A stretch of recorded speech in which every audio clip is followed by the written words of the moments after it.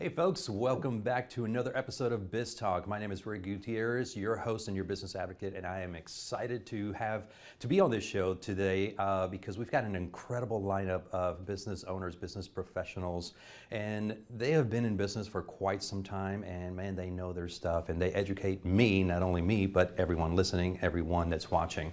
And I am excited to bring on board someone who's been on the show before. It's been a little while, but she is an amazing host herself. She's got her own TV show and she does some amazing things. But Jen Potter, welcome back to the show. We're excited to have you.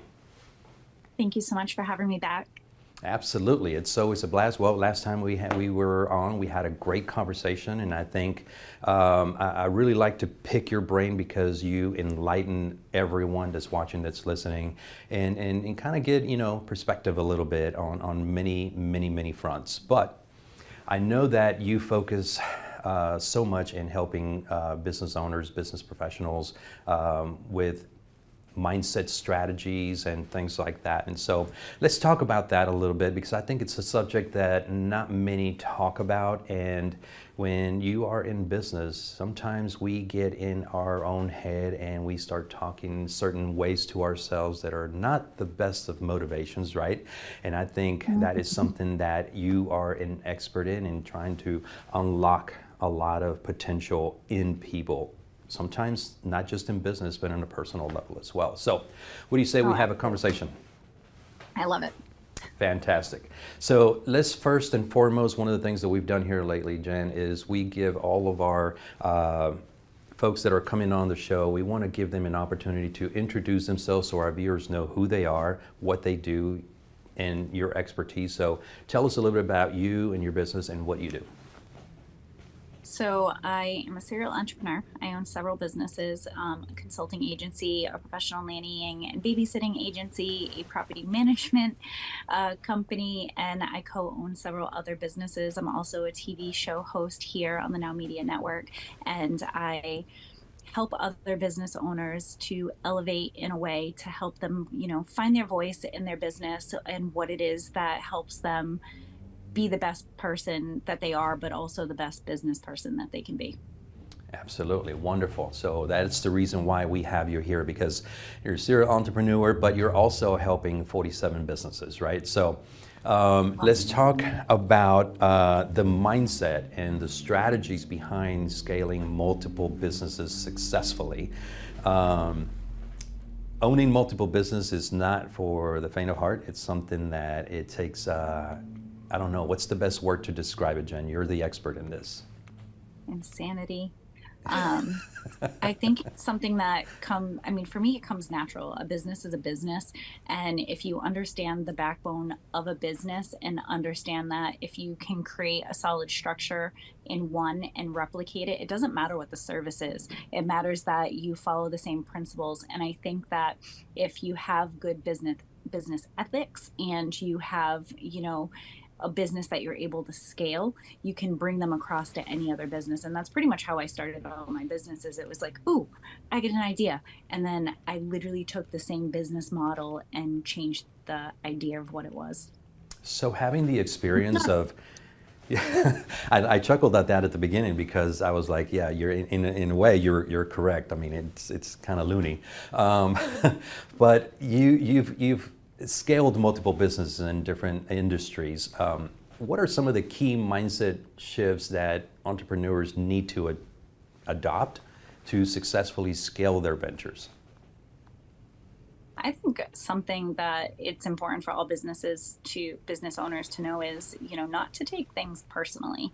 That, as you start to grow in business, what happens is you have customers who are super happy, and then you're going to have customers who aren't happy. And I think coming from the standpoint of taking the customers that aren't happy and using their constructive criticism to help your business grow and not look at it as a flaw will really help to evolve and make your business stronger. Okay. So, in ways to make it stronger, we still need to go through some phases, right? From the startup phase to the mid phase, and then when you're successful. But there's common mistakes that happen, and you potentially see them because you are helping all of these entrepreneurs. what are the best practices, tips, tricks where they can avoid some of these common mistakes? I think getting a business mentor right out the gate, any business owner should talk to somebody. It could be another business that's doing something similar. It could be or just a similar type of business if they're scared of competition. I also don't believe that competition really exists. And, Right. a lot of people will fight me on that, but you have a Starbucks and a Dunkin' Donuts in the same parking lot and both of them thrive. It's about who you are and who your business is. And I think if you can work alongside other businesses and talk to them about what has worked for them and what hasn't worked for them, whether it's programming and software and different CRMs and stuff to use, you're going to save yourself from trying to do it all yourself. Because I will tell you, when I first started off in business, one of the things I did was, ooh, this CRM seems like a good idea. Let me spend $5,000 right out the gate. Oh, I'm going to do this website. Awesome. Let me spend another $5,000 here. And the startup of my business started to cost me so much money. And it was a learning experience because I got to say, this worked, this didn't work. And now I can turn around and say to other people, don't waste your money. There's so many opportunities that don't cost us a penny.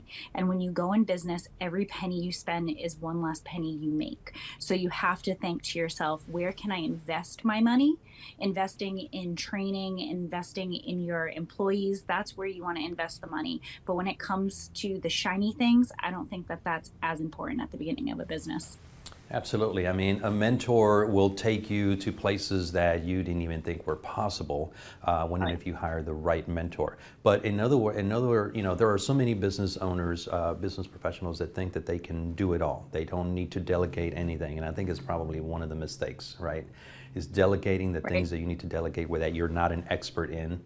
Hire experts, and I am Right. guilty of charge because at first I thought I could do bookkeeping and I quickly realized that I cannot. and And there are certain things, right? When you are a business owner, you have to be able to do all of the things, but that mhm, doesn't necessarily you're going to be the master at it. When you're starting off small, if you can't afford to hire someone to do it, finding programs like a QuickBooks, right, for mhm. a small business owner that doesn't necessarily have to know how to do it, but you have to put in a little bit of work. And starting off in those areas and saying, okay, I know bookkeeping is not my forte. So when the business starts making money, that's going to be the first place that I delegate something off to. Right. Hiring, maybe you don't like to hire, maybe you're sensitive and you say, if I have to hire somebody or they might not be a good fit, but I feel really bad telling them no, get somebody to do the hiring for you. And there's so many people that subspecialize in every aspect of your business that you're able to delegate some of that, whether it's internally or subcontract it, and just being honest with yourself. No, saying I can do it doesn't necessarily mean that that's going to save you money, because in the long run, if you're terrible at it like bookkeeping and you do it wrong, then you're going to spend a lot of money to fix it at the end. Absolutely. Yep. And guilty as charged. But I learned a lesson, and I hired the right people, and I have the right people in place now that are helping us with with the bookkeeping and many other things that we've delegated already. Marketing being another one. Mhm. But thank you for sharing that, because I think it's important, because there are many entrepreneurs out there that are facing certain challenges, and those challenges could be different from one entrepreneur to another. Oh, Um, absolutely.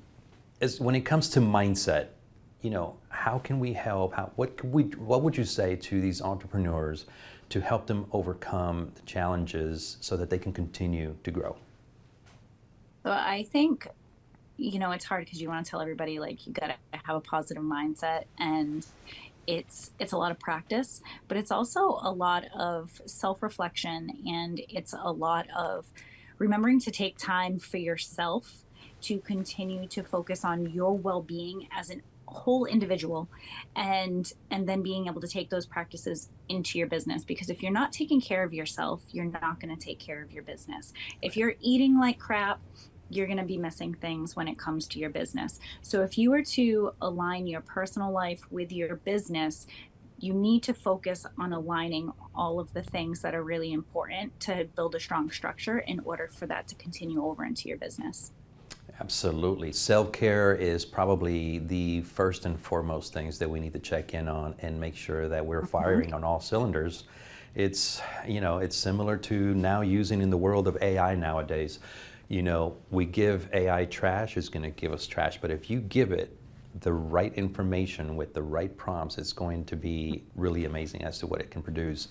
Jen, we are coming Oh, to the absolutely. end of this segment, and I'm a little sad because we always have a great conversation, and time flies when I'm talking to you and you're educating us. But you know, let's just end this segment here with give our audience one nugget of your business and how you're able to help the 47 businesses that you are helping through your journey, so that we can get a little bit of a better glimpse as to Epic 47.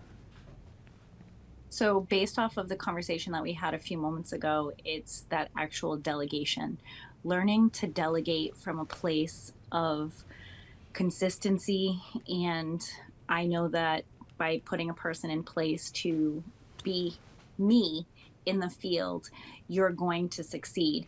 You have to make sure that the people that are working for you, subcontracting for you, have the same vision as you. And if they do, you can get them to, build their own business. You can get them to just be the best possible version of themselves in a business, and you can be able to step away to continue to grow and expand. Fantastic. We do appreciate you. And thank you for being on the show once again. Like I said, great conversation, and time flies when we're having these great conversations. But before we go, how do our viewers, our audience, can get in touch with you? Absolutely. So the easiest way to get a hold of me is if you just put into the search engine Jen Live Your Best Life, JEN, one N, and it usually should pop up all over the place. So Instagram, Facebook, LinkedIn, you name it, or Epic 47. Awesome. Thank you, Jen. We appreciate you being here, and don't be a stranger. Hopefully we'll see you again more often. Absolutely. All right. Thank Talk you. to you soon. All right, folks, we've come to the end of this segment. We appreciate you sticking with us, but we will be right back with another amazing expert. So stay right there. We'll be right back.